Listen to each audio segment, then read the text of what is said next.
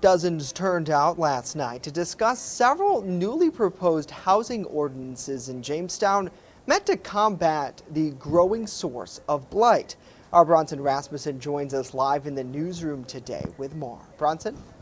Justin, the three proposed pieces of legislation, as Director of Development Crystal Sertic tells us, includes rental inspection, vacant property registration, and public nuisances to help combat the housing blight that plagues the city of Jamestown.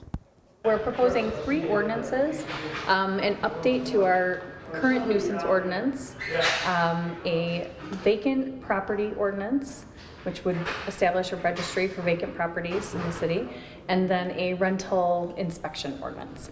Local landlord Mike Briesner believes that officials should take their time to make sure new ordinances are fair to both the landlords and tenants. Consider the fact that this is being rushed into, and that I really believe that there's some discussion necessary to avoid what I would call unintended consequences. I think that there's a lot of burden being put on the landlords. Not all landlords are bad. There's a lot of good landlords in town.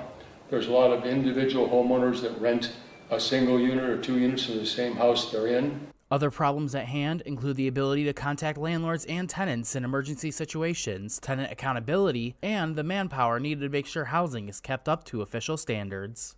What I read seemed to address, basically attack, if you will, it's a hard word, but the tenants are not being held accountable for what they do. We're being held accountable as if they're our children, and they're not. Okay? We need something in 215 to address tenant responsibility. In the end, officials tabled all ordinances to gather more public input on the proposed plans. Talk through, solutions and hopefully come out with a compromise that, suits everybody. Officials plan to gather more input from the Real Estate Investors Association in a future meeting. Others that would like to submit their opinions are encouraged to contact anyone from the Housing Committee. In the newsroom, Bronson Rasmussen, WNY News Now.